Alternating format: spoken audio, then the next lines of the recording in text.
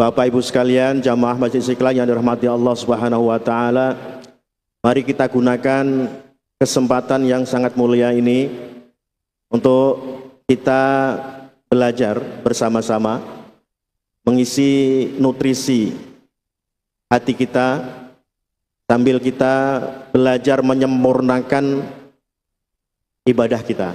Utamanya pada saat ini yang kita akan bahas adalah adabus shalah, etika atau tata cara melaksanakan sholat menurut apa yang dianjurkan oleh Imam Al-Ghazali dalam kitabnya Hidayatul Hidayah.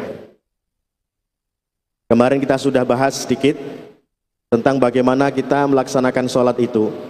Ketika kita sudah bersuci, di antara syaratnya kita melaksanakan sholat itu adalah bersuci, suci hadas besar maupun hadas kecil. Kita sebelum kita takbiratul ihram itu kita harus konsentrasi. Menurut Imam Al-Ghazali, kita disuruh melupakan hal-hal dunia dulu dan kita bersihkan hati kita.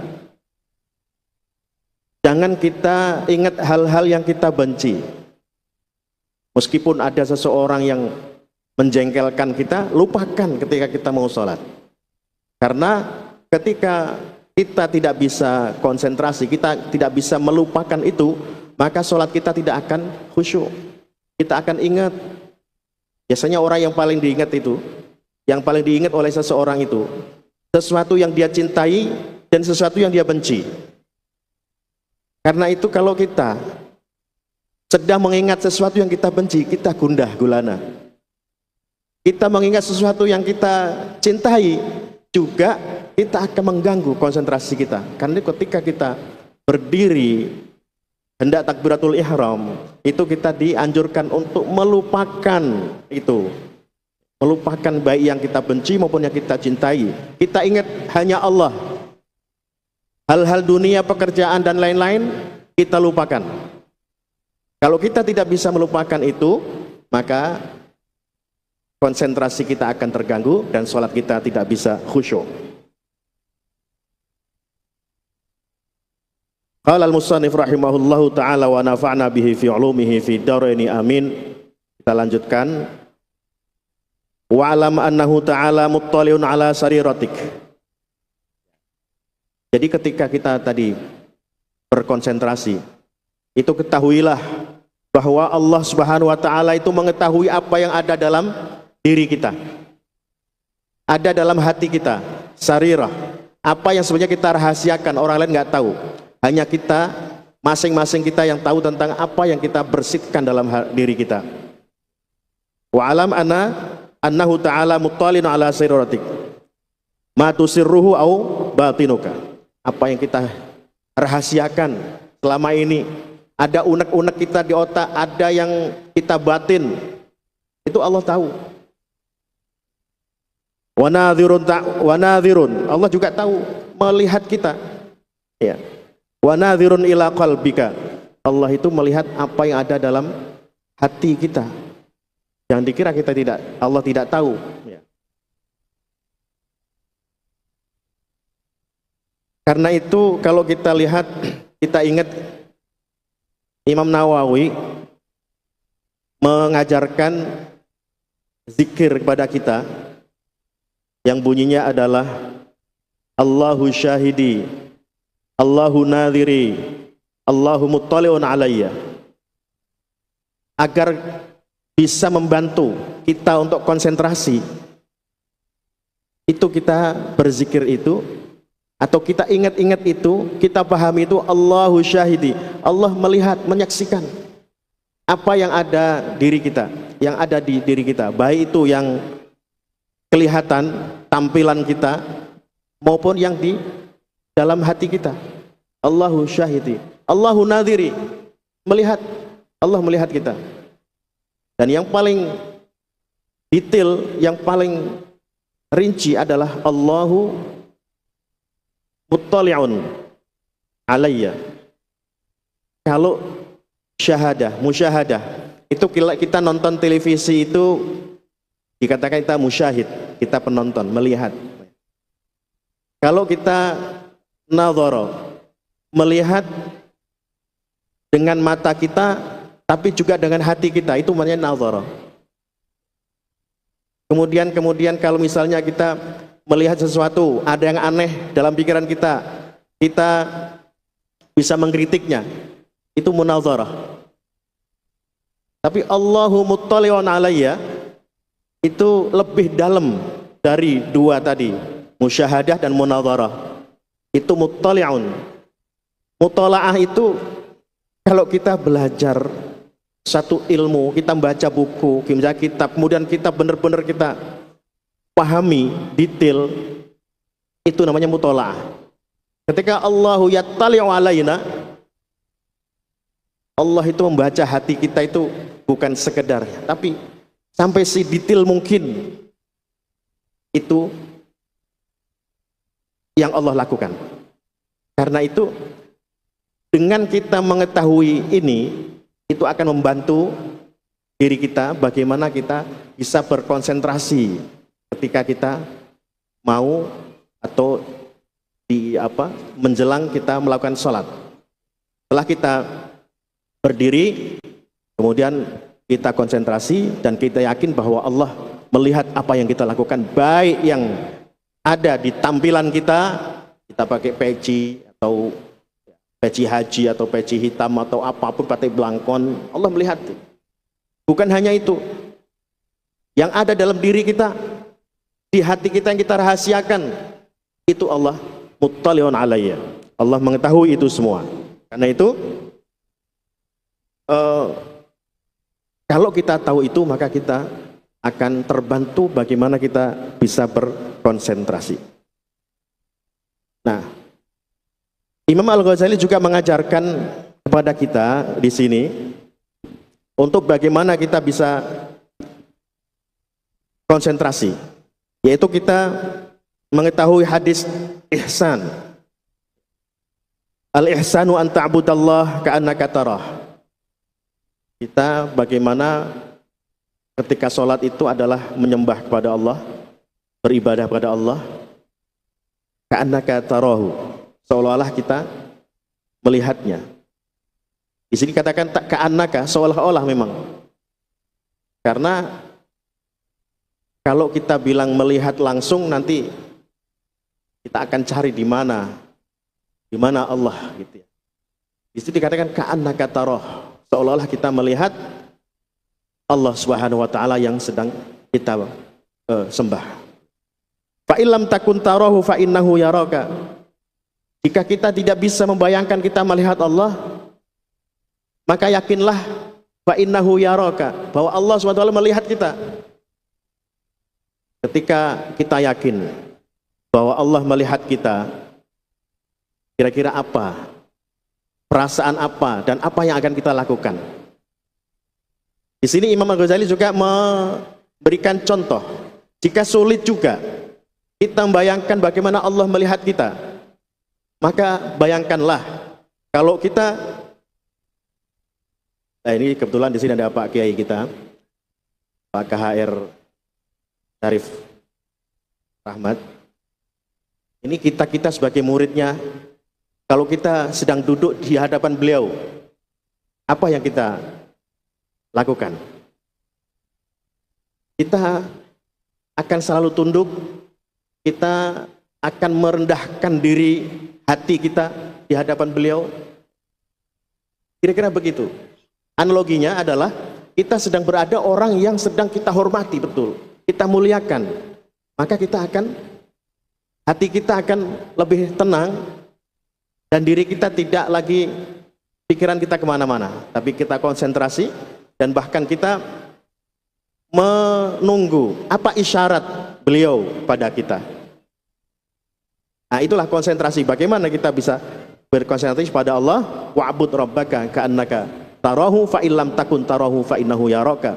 Jika kita tidak bisa membayangkan bahwa kita melihat Allah, maka yakinlah bahwa Allah melihat kita.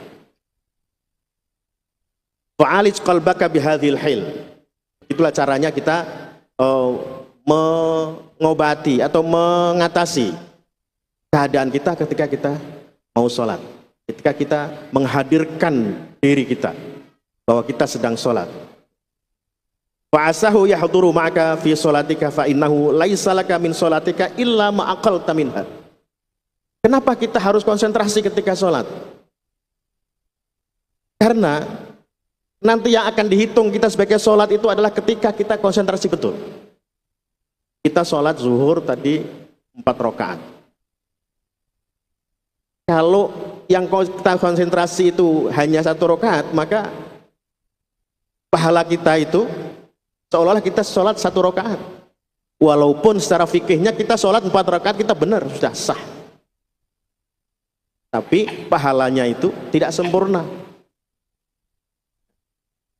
Ini yang disampaikan oleh Imam Al-Ghazali, fa innahu laisa laka min sholatika illa ma aqalta minha. Aqalta, akala itu bisa berarti akal, yang kita konsentrasi, yang kita benar sadar bahwa kita sedang sholat. Bapak Ibu sekalian, saya kira kita sama ya, bahwa kadang ketika kita sholat, kita sudah berupaya konsentrasi, tiba-tiba melayang kemana.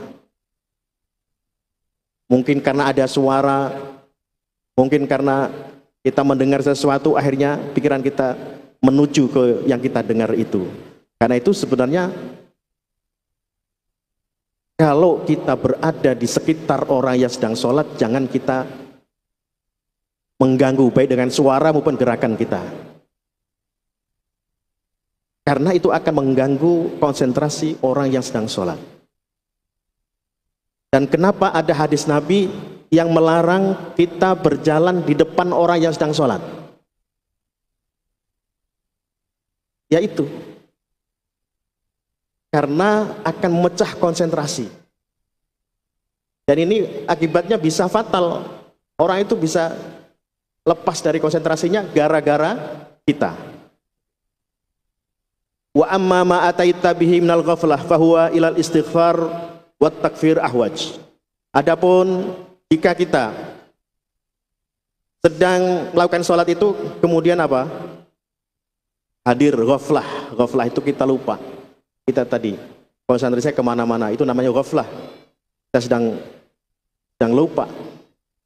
Bahwa ilal istighfari wa takfiri ahwaju, maka itu kita perlu beristighfar, mohon ampun. Karena itu kenapa kita setelah sholat sudah assalamualaikum, kita disunahkan untuk istighfar, untuk menyempurnakan tadi. Yang ketika kita sholat itu ternyata pikiran kita kemana-mana, sholat kita nggak sempurna, maka kalau sholat kita itu secara fikih syar'i itu sah, karena gerakan-gerakannya benar. Kalau secara fikih itu, kalau gerakan-gerakannya sudah sesuai dengan syariat, itu sah. Tapi secara hakikatnya belum tentu. Karena hakikatnya ternyata kita lupa. Ketika kita sholat kita nggak konsentrasi. Nah, itulah yang kita sempurnakan dengan istighfar. Katakan bahwa ilal istighfari wat takfiri ahwaj. Takfir di sini bukan mengkafirkan dalam arti kafir, tapi kita tutupi yang kurang-kurang tadi. Ya, tertutup yang kurang-kurang dalam sholat tadi dengan istighfar. Wa idza hadara qalbuka fala tatruk al-iqamata wa in kunta wahdak. Jika tadi kita sudah konsentrasi, ya, maka jangan lupa kita melakukan sholat itu kita buka dengan iqamah, ya, walaupun kita sholat sendirian. Kalau secara sempurnanya kan ada azan, ada qomat, ya, ada azan, ada qomat. Kita sholat sendirian di rumah atau dengan keluarga gitu ya, mungkin tidak perlu azan, biar azannya di masjid. Kalau mau azan juga nggak apa-apa sebenarnya, tapi nanti aneh saja. Ya, azan juga bagus sebenarnya, tapi nanti dianggap aneh gitu, ada kok di rumah ada azan apa itu. Tapi qomat walaupun sholatnya sendirian, ini sholat fardu ya, bukan sholat sunnah, sholat fardu yang 5 waktu itu. Kalau kita mau sholat, minimalnya disunahkannya adalah iqamah. Wa idza intadharta hudura jama'atin, fa'adzin tsumma aqim. Kalau kita mau mengadakan salat jamaah, kemudian kita menunggu pada jamaah biar datang, kemudian kita akan salat, maka itu perlu azan. Perlu azan. Jadi kalau sudah hadir misalnya 5 orang, 10 orang sudah di situ, sudah kita melakukan salat, tidak perlu azan lagi. Wa idza narta hadara jama'atin fa'adzin tsumma aqim. Fa idza aqamta fanwi wa qul biqalbika u'diya fardhus salati lillahi ta'ala. Aku uaddi fardhus salati lillahi ta'ala, aku lakukan salat fardu karena Allah.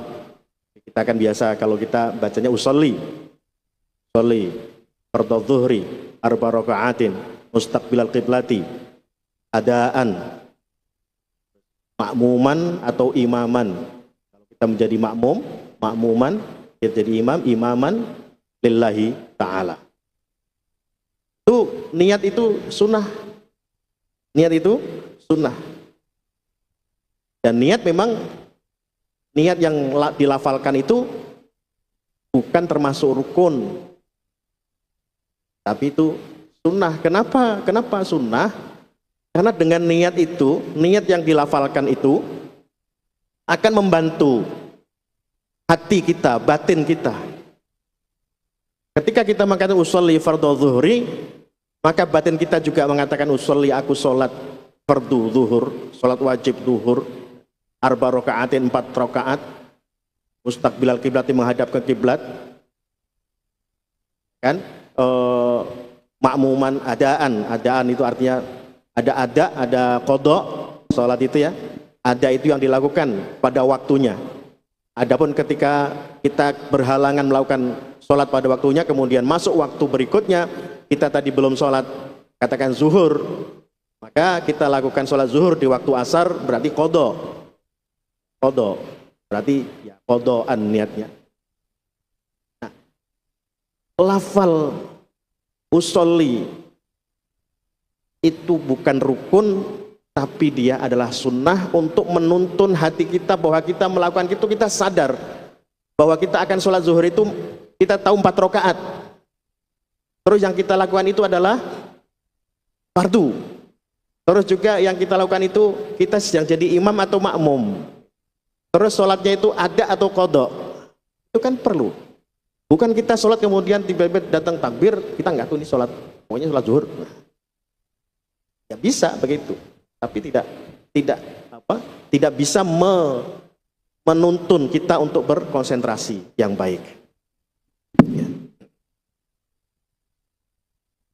Fa idza aqamta al-iqamah al-mandubah, di sini dikatakan fanwi an-niyah al-wajibah al-muqaranah lit-takbirah. Niat tadi itu berbarengan dengan takbir. Takbir itu karena niat itu tidak bisa ada di sini. Wala ta'zub niyatuka qabla al-firaq min at-takbir. Niat yang ada di hati kita, otak kita itu harus berbarengan dengan kita takbiratul ihram. Dan jangan selesaikan niat itu ya, kecuali berbarengan dengan takbir. Warfa' yadaika inda takbir ba'da irsalihima awalan thumma hadwa mankabaika wa huma mabsutatan. Warfa' yadaika, kemudian angkat kedua tangan kita. Kedua tangan kita angkat untuk bertakbir ba'da irsalihima awalan. Jadi kalau misalnya tadi kita konsentrasi sholat itu tangan kita masih ada di dada, atau kita masih pegang-pegang baju gitu, yang betulin kopiah gitu, mau takbir itu kita lepas dulu ke bawah tangannya, kedua tangannya. Jadi jangan begini langsung, tapi lepas dulu ke bawah ya, irsal. Tsumma hadwa mankabaika wa huma mabsutatan. Biasa normal gitu. Wa asabi'uhuma mansyuratun, tangan jari-jari itu mansyurah, kita lepas begini. Ya, mansyurah, tidak juga kita lebarkan begini, tidak, normal saja. Juga tidak kita begini, kita kita kita rapatkan ya. Ini biasa saja. Jadi irsal, kemudian jari jemari ini kita longgarkan biasa normal, mansyurah, la tatakallafu dhammaha wa la tafrijaha, tidak digenggam, tidak genggam, juga tidak tafrij, ini namanya tafrij ini, lebar begini ya.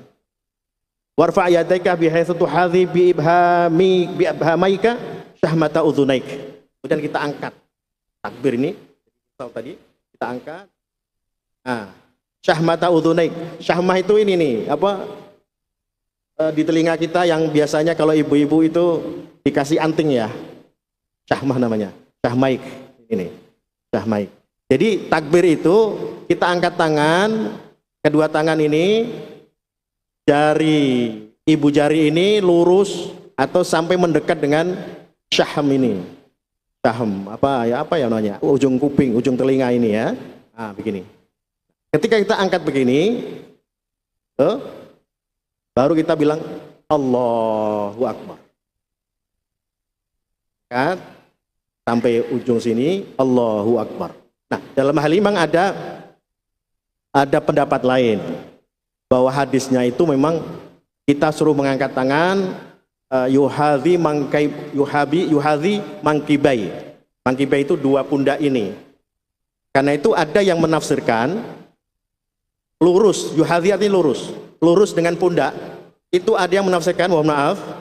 Kemudian takbirnya begini. Pernah lihat ya? Allahu Akbar. Ini sebenarnya karena menafsirkan yang satu hadisnya satu, tapi beda tafsiran. Karena lurus itu dianggapnya lurus secara horizontal dengan pundak. Allahu Akbar. Tapi Imam Al-Ghazali dan biasa yang kita ikuti dari ulama-ulama kita, yang namanya yuhadhi itu lurusnya vertikal. Lurus dengan pundak kita tapi vertikal. Sehingga tadi katakan kedua ibu jari kita itu dekat dengan syaham ini, ujung telinga kita. Jelas berarti ini. Ini tidak ada penafsiran lain. Kalau begini sudah pasti. Allahu Akbar. Fa idza istaqarrata fi maqarrihima fakabbir. Istaqarrata. Tangan kita itu sudah mustaqir, sudah berada di atas pundak kita, dekat dengan telinga kita, fakabbir, maka baru takbir. Ya. Jadi bukan dari ketika tangan kita di bawah Allah, bukan. Tapi ternyata Allahu Akbar. Sudah sampai di sini baru Allahu Akbar. Tsumma arsilhima birifqin.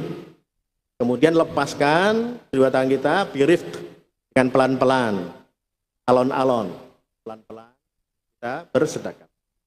Wala tadfa' yadaika 'inda raf'i wal irsali ila quddami daf'an wala ila khalfin wala tanfuduhuma bi yaminan wa shimalan. Ya, ini jangan juga gerakan kita ini kemudian terlalu Allahu Akbar, enggak. Allahu Akbar. Ada enggak? Ada. Nah, yang ada mungkin karena belum ngaji ini. Allah. Ya kan? Kemudian ini maaf, ini nggak kelihatan kalau saya nggak berdiri ini. Ketika turun dari takbir, ada yang berlebihan. Allah, tangannya. Yang disuruh di sini adalah birifkin, dengan hati-hati, dengan pelan-pelan, tidak berlebihan ke kanan atau ke depan atau ke belakang. Biasa saja. Allah. Tidak usah ke bawah dulu terus. Kalau kita lihat, kita saksikan orang kita di sini suka memperhatikan macam-macam. Saya pikir macam-macam ini karena belum tahu tata cara yang seksamanya, belum tahu. Maka macam-macam. Ada yang begini, ada yang begitu. Kadang-kadang ada juga yang orang lain komentar, kenapa itu begitu? Belum tahu. Karena itu. Wala tasfa' yadaika 'inda rafi wa risali ila qudam baf'an wala ila khalfin, pan ke belakang atau artinya apa ya? Over lah ya, over gerakan, tidak perlu kita over gerakan. Fa idza arsaltahuma fasta'nif warfa'ahuma ila sadrik. Nah, tadi setelah kita takbir Allahu Akbar ke dada. Ke dada. Nah, di dada ini juga ada banyak pendapat ini. Wa akrimal yamin biwatiha ala shimal. Tangan kanan biwatiha ala shimal. Kanan di atas kiri. Saya kira sudah benar sih ya. Tapi ini bukan kanan kiri itu bukan berarti hanya kebiasaan, tapi memang ada tuntunannya. Ini ada yang pernah bertanya, Ustaz, kenapa ada yang sholat begitu setelah takbir tangannya muter-muter? Ada ya. Tidak usah muter-muter. Tidak usah muter-muter, langsung saja yang kiri ke dada duluan, baru ke kanan. Karena ada katanya begini, karena menurut dia gini, ketika kita dalam Islam itu selalu dianjurkan mendahulukan yang kanan. Nah, dia ketika turun dari takbir, tangannya itu dahulukan yang kanan. Karena yang kanan dulu dekat dada, kemudian kiri, kemudian kita anjurannya adalah kanan di atas kiri, maka terjadi muter. Maka itu adalah analogi sendiri, tidak ada tuntunan seperti itu. Tidak ada ya. Nah, ini sudah termasuk dalam. Jadi langsung saja. Jadi tidak usah duluan kanan, kemudian kiri, kemudian kita putar. Tuntunannya itu mungkin menganalogi sendiri seperti itu. Wa qul ba'da takbir Allahu akbar kabira walhamdulillahi katsira wa subhanallahi bukratan wa asila. Ya, itu namanya doa iftitah. Doa iftitah dalam salat. Mungkin ada yang lain. Allahumma ba'id bainana wa bainal khataaya. Ya. Ada yang seperti itu. Ada hadisnya dua-duanya.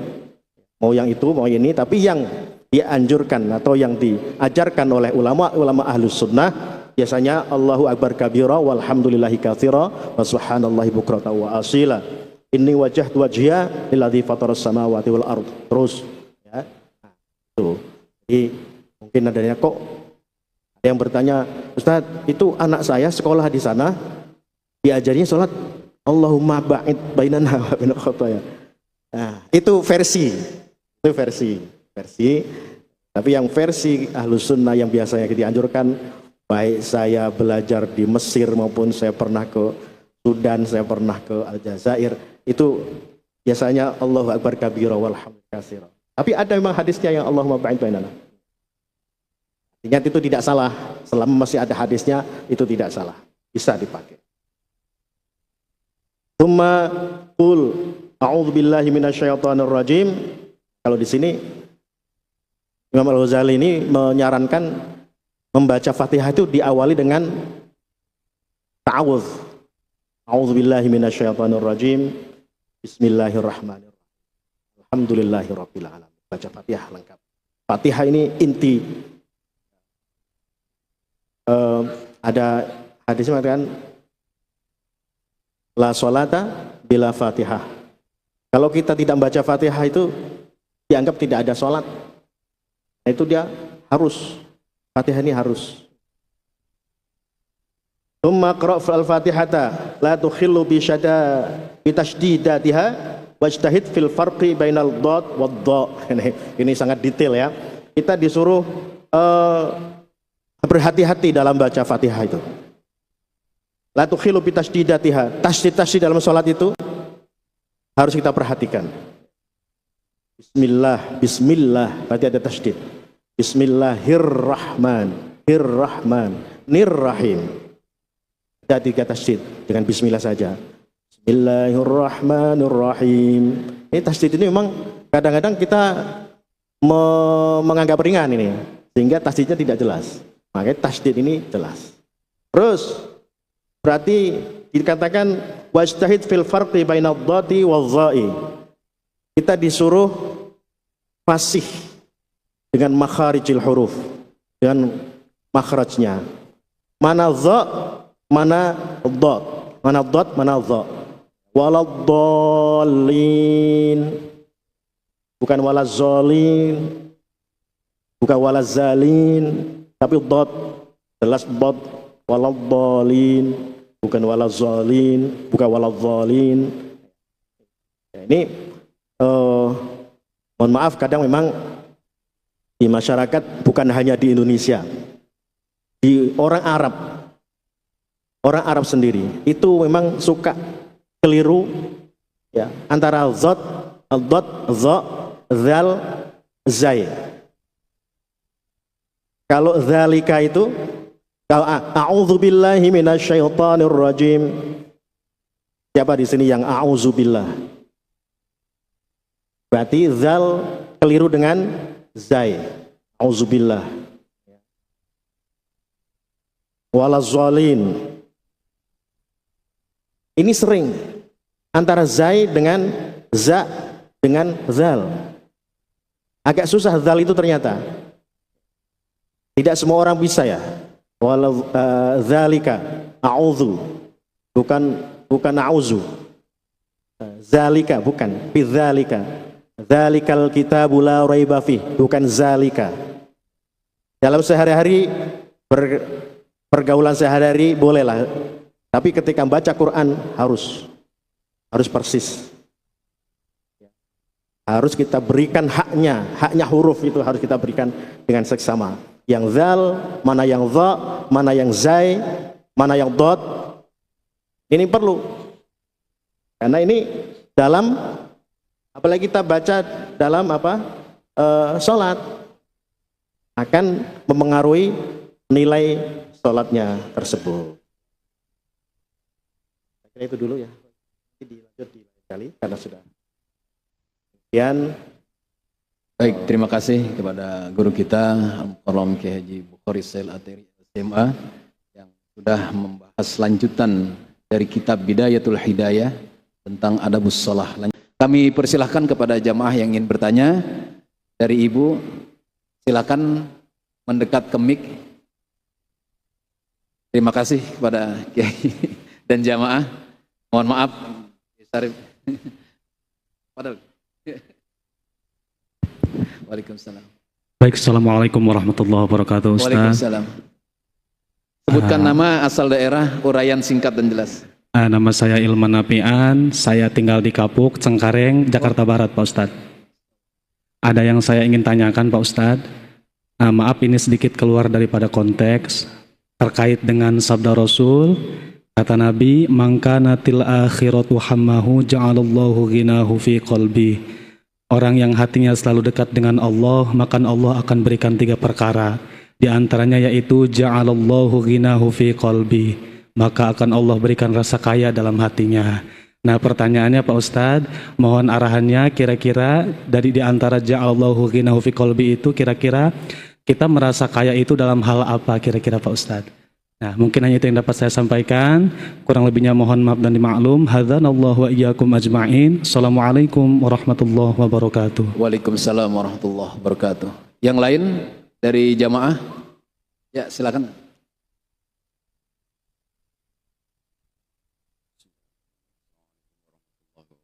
Waalaikumsalam warahmatullahi wabarakatuh. Saya Elisfa dari Balaraja. Sederhana aja pertanyaan saya tentang yang terakhir tadi disampaikan oleh Ustadz, makhrajul huruf dalam suratul Fatihah. Itu biasanya kita sering tahu di saat kita mau sholat berjamaah di masjid lain, terus ketika kita mendengarkan bacaan surah yang dilakukan oleh imam, itu terdapat makhrajul huruf yang salah ataupun bacaannya yang kurang sesuai dengan tajwidnya, kita posisi makmum yang ada di belakang, bagaimana kita untuk mengatasi itu semua. Terus yang kedua, sangat mungkin saya hanya manusia bodoh yang harus bertanya tentang hal yang sepele juga. Dulu waktu zaman saya kecil, ketika diajarkan sholat dan kita sering melakukan sholat berjamaah ataupun dengan orang tua, kita selalu sering melakukan atau mendengar ketika kita sudah membaca suratul Fatihah, kemudian kita membaca surat berikutnya, itu yang sering kita dengar waktu kecil itu ada bacaan basmalah. Tapi saat ini mungkin saya sendiri kurang begitu memahami tentang hadis ataupun apapun itu jalurnya. Sering kita mendengar ketika membaca surat setelah suratul Fatihah itu sering kita mendengar tanpa bacaan basmalah. Itu dari mana sumbernya, dan saya harap penjelasannya biar saya lebih tahu dan tidak menjadi manusia yang bodoh. Terima kasih. Wabillahi taufiq wal hidayah. Assalamualaikum warahmatullahi wabarakatuh. Waalaikumsalam warahmatullahi wabarakatuh. Ini sudah menarik sekali dua pertanyaan ini. Yang satu terkait dengan sholat, yang satu tentang ghina qalb. Jadi kaya hati. Padahal kan? Baik, pertama dari ilman nafi'ah. Gak ada zidninya. Rabbi zidni ilman nafi'ah. Ya, nama yang bagus ya, diambil dari doa ya. Iya, ja'alahu apa? Hadisnya? Ginahu fi qalbi. Kekayaan hati. Ja'alallahu al-ghina'u fi qalbi. Orang yang sudah dekat dengan Allah, maka dijadikan dia kaya di hatinya. Orang kaya itu, yang dikatakan kaya itu, al-ghina yang diartikan kaya, itu bukan kaya hartanya banyak, bukan. Kalau saya tidak memerlukan HP ini artinya saya ghina anil HP ini. Jadi saya kaya, ghina, artinya tidak memerlukan. Ya. Maka orang yang sudah dekat dengan Allah, udah pasti dia kaya dalam arti tidak butuh dunia. Apalagi yang dibutuhkan ketika dia sudah dekat dengan Allah. Dunia itu apa sih? Bahkan menurut para sufi, dunia ini justru yang bisa menghalangi, menjadi hijab antara hamba dengan Allah.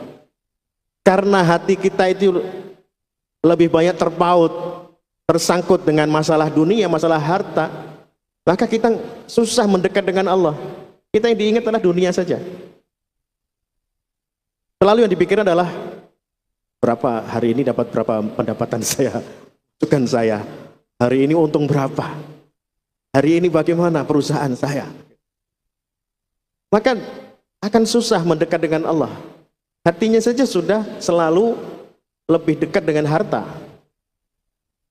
Yang dimaksud kaya itu adalah kita tidak memerlukan.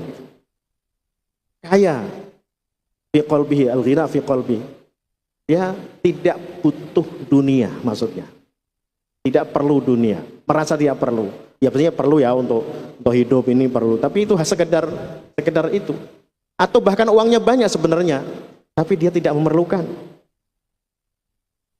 Karena banyak para ulama, para kiai, hartanya banyak, tapi tidak jadi pikiran. Itu dikelola oleh yayasannya, dikelola oleh anak buahnya, dia sendiri tidak mikirkan itu. Itu al-ghina. Ghina itu tidak mesti, ghina itu berarti kaya, tapi artinya tidak memerlukan, tapi bukan berarti tidak punya. Belum tentu. Belum tentu tidak memerlukan itu kemudian tidak punya. Punya, tapi dia tidak menjadi perhatian utama. Al-ghina. Itu kira-kira arti al-ghina. Kemudian Bapak Elis dari Balaraja tentang makharijul huruf. Ini banyak terjadi Pak Elis di kampung-kampung ya. Imamnya sudah sepuh dan dia tokoh di situ. Tapi memang waktu belajar dulu ya seperti itu hasilnya. Nah, kita yang muda bagaimana? Memang ini kan masalah. Ada masalah di sini, ada beberapa masalah. Pertama, masalahnya adalah yang kita jadikan didikan di sini adalah makharijul hurufnya kurang. Tapi ada masalah sosial di sini yang kita perlu perhatikan juga. Jangan sampai kekurangan yang ini itu kemudian membuat gaduh, berpecahnya masyarakat, pecahnya jamaah. Jadi mudah-mudahan ini bisa ditutupi dengan istighfar tadi.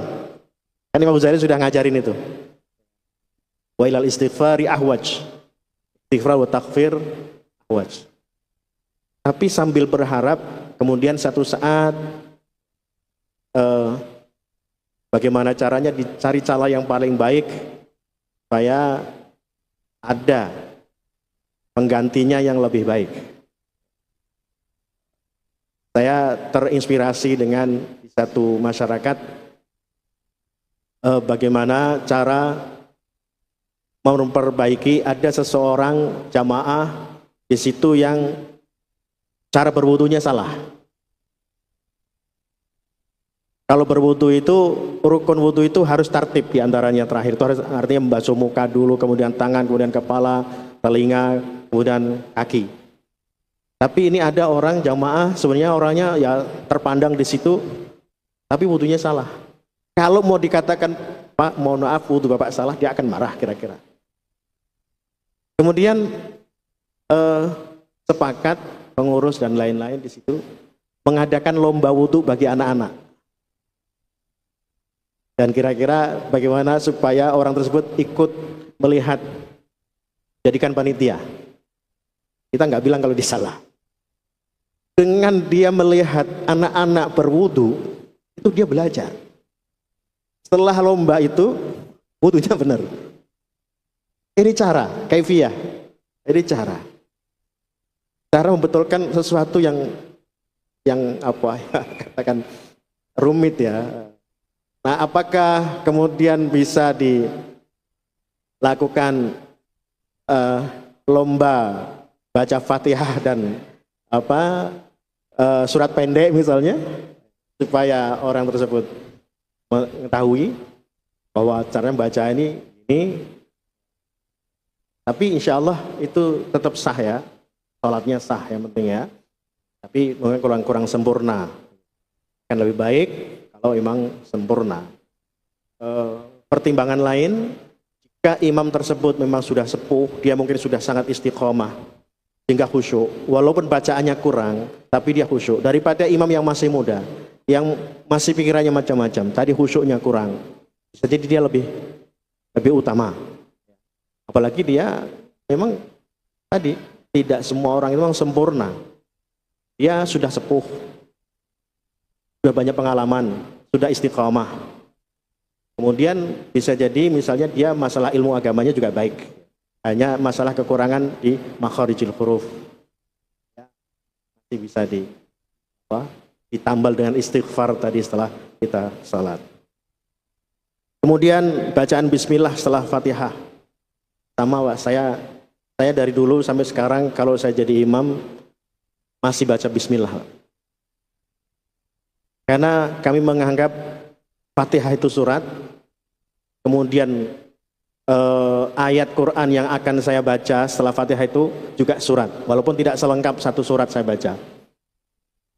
Dan kalau coba kita buka di Ulumul Quran, ini ada dibahas di sana. Ketika kita ingin membaca surat, setiap surat dalam Al-Quran, kita memang disunnahkan secara adabnya itu membaca bismillah. Maka saya anggap Fatihah itu surat, dan saya akan pindah ke surat yang lain baca bismillah. Kecuali surat apa? Baroah ya. Juz 10 ya.